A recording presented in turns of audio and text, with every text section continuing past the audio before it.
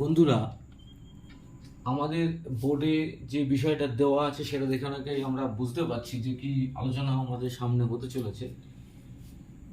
আমাদের কাছে একটা রিপোর্ট চলে আসে যে আমাদের এই পরীক্ষাগুলো হয়তো অনুষ্ঠিত হবে না, কিন্তু সেটা মনে হয় এখন যেটা আলোচনা সূত্র থেকে পাওয়া গেছে যেটা পরীক্ষাটা হতে চলেছে, এর সাথে সাথে ক্লার্কশিপটাও হবে এবং ডাব্লিউবিসিএসসি নোটিফিকেশন 2024-এর সেটাও বেরোবে। আচ্ছা, যাই হোক, এবার হচ্ছে আমরা জেনে নিই এই যে মিসলেনিয়াস পরীক্ষার বিষয়বস্তু সম্পর্কে, কারণ যেহেতু আমাদের সামনে পরীক্ষাটা আসছে, সকলের মুখেই শোনা যাচ্ছে যে 25 তারিখ নাগাদ হতে পারে, সেটা আগস্টেও হতে পারে বা আগস্টের আগে, সম্ভবত আগস্টের হওয়ার সম্ভাবনাটাই বেশি প্রবল। তাহলে আমরা সকলেই জানি এখানে 100 নম্বরের এটা পরীক্ষা হয়, 2 করে নাম্বার থাকে 200, সেটা আমরা সকলেই জানি।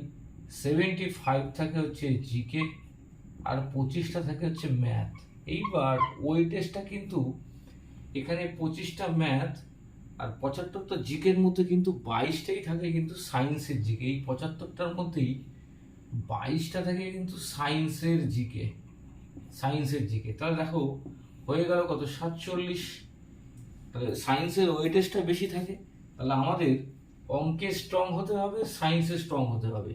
তাহলে এই পরীক্ষাটা অনেকটাই আমরা এগিয়ে থাকবো। এবার তোমার মনে প্রশ্ন আসছে যে 22টা 75 থেকে 22 চলে গেল, তাহলে পড়ে রইল কত, 3, আর এখানে হচ্ছে কত, 53টা।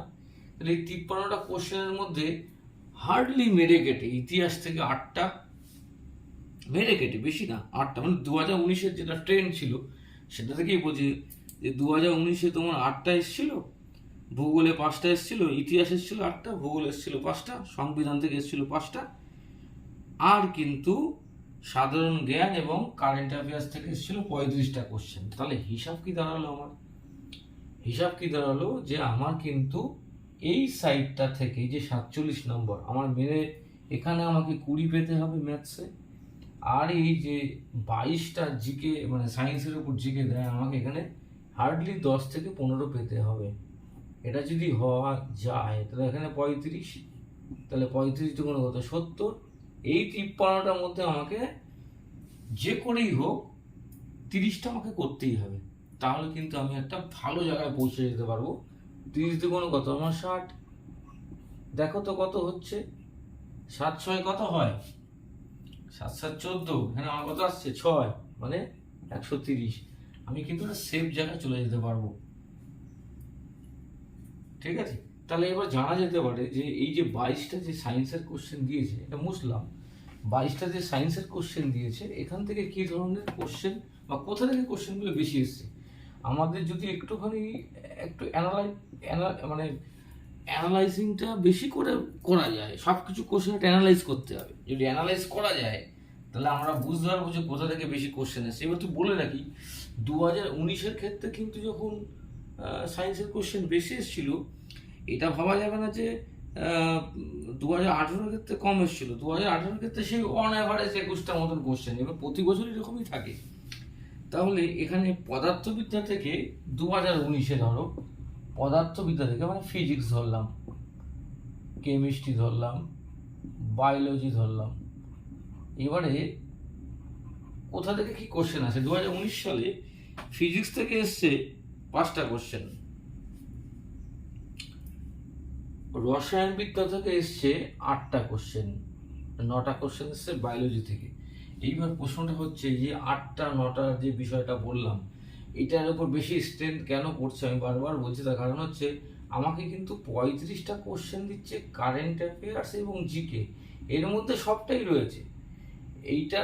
এই যে জিকের মধ্যে ট্র্যাডিশনাল জিকে আছে, এখানে ট্র্যাডিশনাল জিকে আছে যেখানে আর্টস অ্যান্ড কালচার আছে, সব ধরনের কোশ্চেন। যেহেতু এইবারের পরীক্ষাটা একটু টাফ হবে বলে আশা প্রকাশ করা হচ্ছে, কারণ সবাই কিন্তু এই পরীক্ষার ক্ষেত্রে একটু ফোকাস করে রেখেছে। কারণ সবাই জানা আছে পশ্চিমবঙ্গের মানে যে অবস্থা, তাতে একটা চাকরি পাওয়া খুবই দরকার, এবং সেক্ষেত্রে আমাদের সকলেই কিন্তু এই বিষয়ের উপর বেশি ফোকাস করছে। তাহলে আমাদের একটুখানি বিশ্লেষণ করলে পড়াশোনাটা করা যেতে পারে। তাহলে কি হবে, পড়াশোনাটা করতে বা আত্মস্থ করতে আমাদের সুবিধা হবে।